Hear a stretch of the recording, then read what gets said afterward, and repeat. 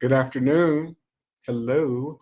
I thought to come on here um, because I did an interview yesterday with Isaiah Carey on his show, The Isaiah Factor, and I wanted to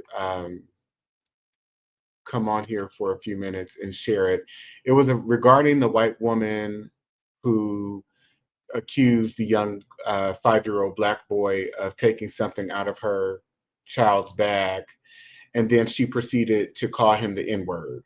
So I'm going to share um, a part of the interview that I did with Isaiah, or actually all of it, because I wanted to put this out here so that um, people could understand, you know, my perspective about that situation and what happened, not just with the lady who was implicated, who called the young boy the N word, but to everyone else who then supported her GoFundMe campaign once she said that she was experiencing unsafety.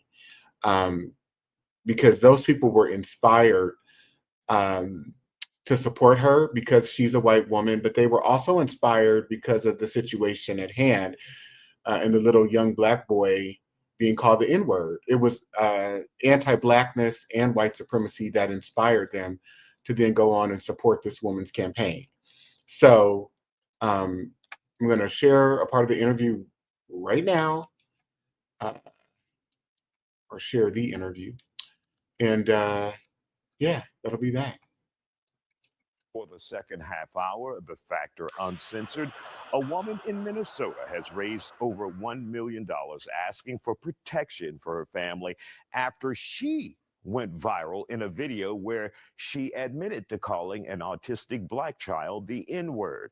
Her name is Shiloh Hendricks. She says her family has been in jeopardy since the video went public. As of tonight, that GoFundMe page is no longer available. So we're not sure what happened to the money, if she removed it or what. Here's the latest and the moment Hendricks was confronted on video. That little kid, you call him the little child? What if he acts like one? He's gonna. Are you about to hit him? You chase him here? He took my son's stuff. So that gives you the right to call the child, 5-year-old, an N-word. If that's what he's gonna act. That's like. what you're gonna call him. That's what he's gonna act like. You know, that's a hate speech. The question is this our America? My next guest is Dante King, author and human resource management consultant.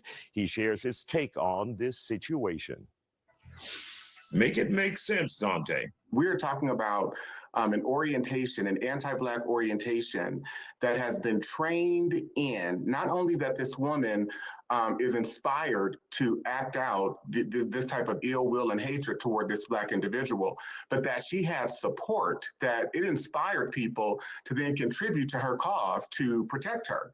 And so we see the ongoing use in manipulative power that can be wielded by white women, where a 5-year-old child is concerned, and that there is also trained into this society where Black people are concerned, a lack of empathy and compassion. And really quick, Dante, before we go on, tell us what she accused the child of doing that prompted her to call him the N word. Well, she claimed or alleged that the child had taken something from her child's bag, her child's baby Diaper bag. bag.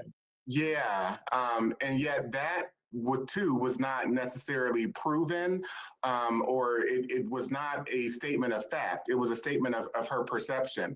And so even if that was the case, though, we're talking about a 5-year-old child who innocently may have picked up something that they thought was engaging, that they wanted to potentially maybe play with, or they thought was interesting, and yet the impulse, the immediate impulse in disposition is to go to anger. And so we have to understand too where the use of that N word is just where the use of that N word is placed in our culture, in our society, in the ways in which it's been programmed as a very hateful, derogatory term that we use, or that has been used rather, against African American people, that was the go-to for this woman. She went to anger. She didn't go to, oh, you want me to show you how to play with this toy? This was a child. No. So we have to understand that this is a very sustained, hateful orientation, corrupt and perverse psychological orientation that has been trained into white people in this country. And it has. And would you say all white people or some white people? What?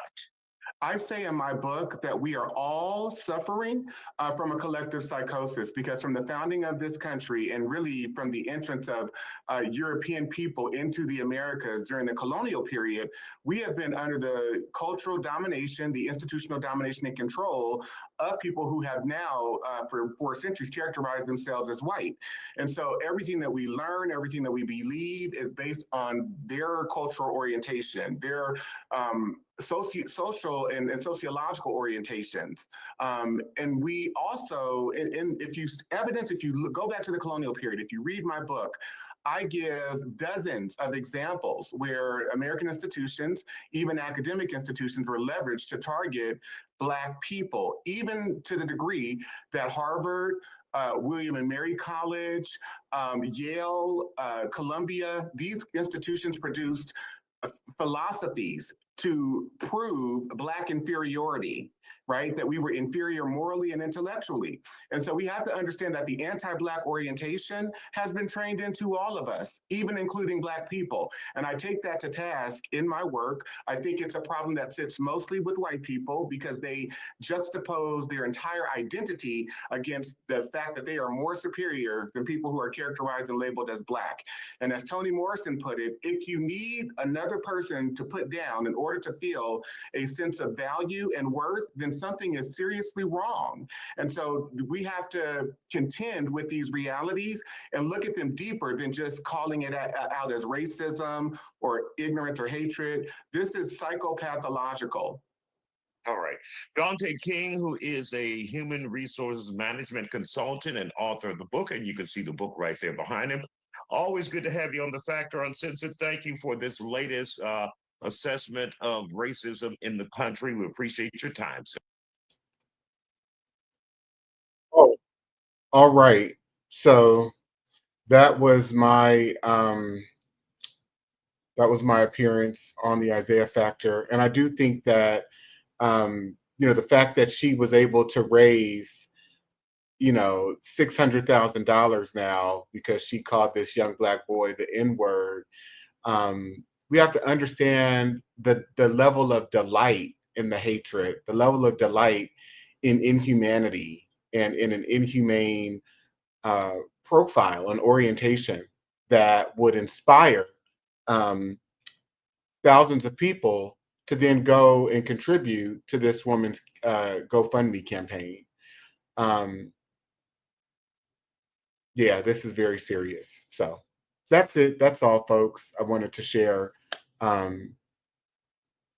There's just no shortage of evidence. There is no shortage of evidence about what Dr. Bobby Wright is saying. And I did not know that they left out that part of my interview, because I actually quoted Dr. Bobby Wright's work, his work around the psychopathic racial personality, which says that in their relationship with the Black race, whites are psychopaths, and their behavior represents an underlying biologically transmitted proclivity with roots deep in their evolutionary history. Dr. Wright goes on to say the psychopath is constantly in conflict with other persons and groups. They are just perpetually callous, has a lack of empathy, a lack of compassion, a total disregard for others. And one of the best methods that can be used to analyze the psychopathic traits of the white race, where Black people are concerned, is analyzing their universal, overt behaviors and attitudes towards Black people. And that's what I do in my work. I mean, the evidence laid bare is profound. the evidence is there. All you have to do is study and analyze for centuries, over the last 4 or 5 centuries, their universal attitudes and overt behaviors towards Black people to understand the level of psychopathy and sociopathy where white people are concerned in terms of their dispositions and attitudes towards Black people. And so they conveniently left that part of my interview out of the clip, and that's fine. But I wanted to make clear that, you know, my commentary and my perspective on this situation was much more expansive than what was shown during that 2 to 3 minute clip. So thank you all for those who have tuned in and are watching this. I see some of you on here with me, and I'm gonna log off. All right, take care.